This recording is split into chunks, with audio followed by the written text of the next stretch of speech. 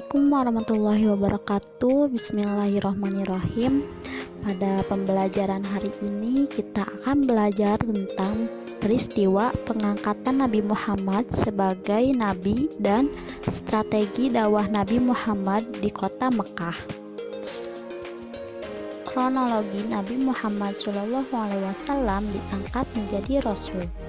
Nabi Muhammad SAW merasakan keresahan atas perilaku yang dialami oleh masyarakat Arab yang sudah jauh dari nilai-nilai kebenaran. Kemudian Nabi Muhammad SAW melakukan uzlah atau mengasingkan diri di Gua Hiro. Hal ini dilakukan oleh beliau berkali-kali, maka tepat pada tanggal 17 Ramadan tahun ke-40 dari kelahirannya, Nabi didatangi Jibril dan menerima wahyu pertama, yaitu Quran Surat Al-Alaq ayat 1-5.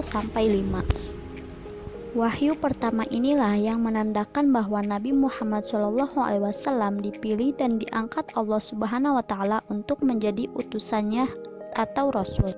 Setelah wahyu pertama ini, malaikat Jibril tidak muncul lagi untuk beberapa lama, sementara Nabi Muhammad SAW terus menantikan wahyu berikutnya dan selalu datang ke Gua Hiro. Dalam keadaan menanti itulah turun wahyu kedua, yaitu Quran Surat Al-Mudzatsir ayat 1-7. Itulah kronologi singkat Nabi Muhammad SAW diangkat menjadi Rasul. Dan yang selanjutnya yaitu strategi dakwah Nabi Muhammad SAW di kota Mekah. Dengan turunnya wahyu yang kedua, yaitu Quran Surat Al-Mudzatsir ayat 1-7, Rasulullah SAW mulai berdakwah secara sembunyi-sembunyi. Nabi mengajak orang-orang yang terdekat dengannya, tujuannya agar mereka lebih dulu percaya kepada seruannya dan mengikutinya. Tempat yang beliau pilih untuk berdakwah adalah rumah Al-Arqam bin Abil Arqam Al-Akhzumi. Orang-orang yang pertama kali memeluk Islam atau yang dikenal As-Sabiqun Al-Awwalun adalah Siti Khadijah, Abu Bakar, Ali bin Abi Thalib, Zaid bin Harithah, dan Ummu Aiman.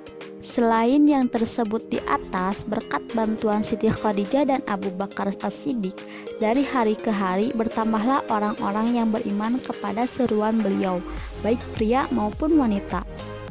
Sahabat pria yang kemudian segera beriman adalah Utsman bin Affan, Zubair bin Awam, Abdurrahman bin Auf, Abdullah bin Mas'ud, Ammar bin Yasir, Yasir atau bapaknya Ammar, Said bin Zaid, Amir bin Abdullah, Utsman bin Madlun, Qudamah bin Madlun, Abdullah bin Madlun, Khalid bin Sa'ad, Sa'ad bin Waqqas, Talha bin Ubaidillah, Arqam bin Abil Arqam, Ja'far bin Abi Thalib, Khabbab bin Al-Ard, Bilal bin Rabah, Abi Dharim Al-Ghafari, Abu Salamah, Imran bin Hashim, Hashim atau bapaknya Imran, Amir bin Sa'id, dan Ubaidah bin Al-Harith. Sementara itu, para wanitanya adalah Safiyah bin Abdul Muthalib, Lababah Ummul Fadlah binti Harith, Ummu Salamah atau istri Abu Salamah, Asma binti Abu Bakar, Asma binti Amis atau istri Ja'far, Fatimah binti Khattab, Sumiyah atau ibu Ammar. Setelah Nabi Muhammad SAW berdakwah secara sembunyi-sembunyi, maka turunlah wahyu yang ketiga, yaitu Quran Surat Al-Hijr ayat 94-95. Kemudian Nabi Muhammad SAW menerima wahyu lagi, yaitu Quran Surat Asy-Syu'ara ayat 214-215. Setelah Rasulullah SAW menerima wahyu tersebut, beliau mulai berdakwah secara terang-terangan. Pertama-tama, Nabi mengumpulkan seluruh sanak keluarga di kaki Gunung Syafa untuk mengajak mereka beriman kepada Allah Subhanahu wa Ta'ala. Akan tetapi, salah seorang pamannya, Abu Lahab, bersikap sinis dan tidak mau menerima dakwah Rasulullah SAW. Banyak cara yang dilakukan oleh orang-orang kafir Quraisy untuk menghambat dakwah Rasulullah, diantaranya mencoba menyuruh pamannya Abu Thalib untuk menghentikan dakwah keponakannya itu.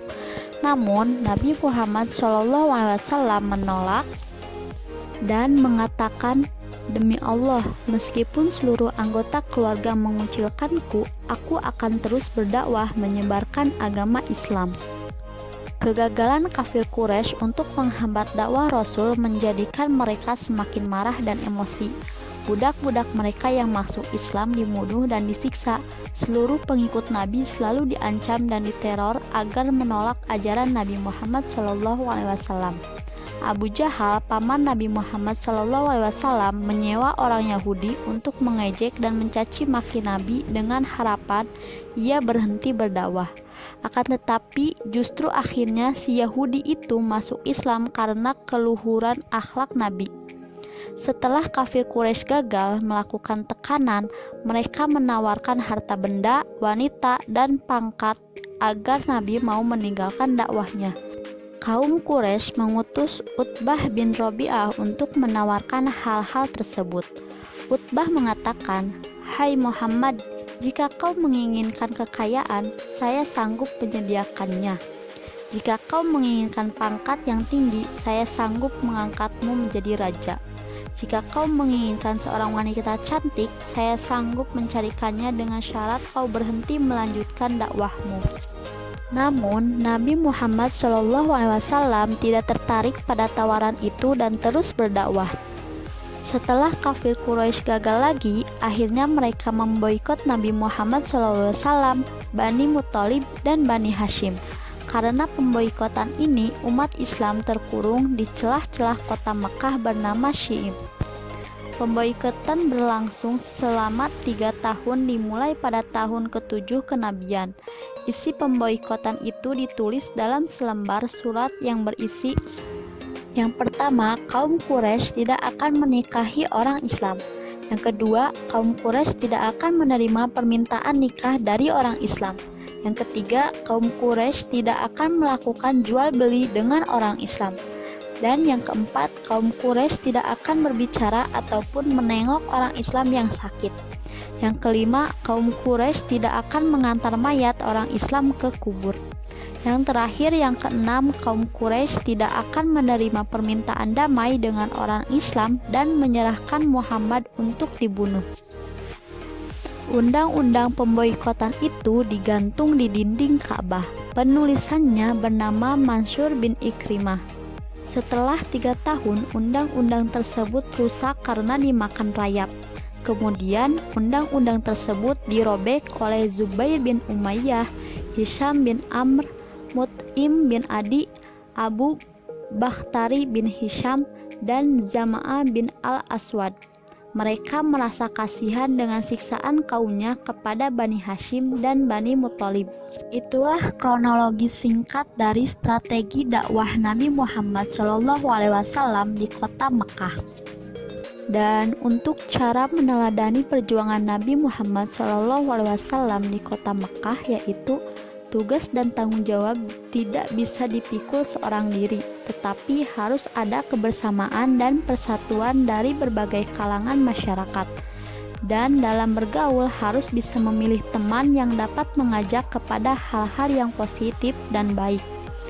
Dan yang terakhir, dalam mengajak teman untuk berbuat baik tidak boleh dengan cara-cara kekerasan, tetapi perlu dengan keteladanan, sabar, lemah lembut, dan kasih sayang.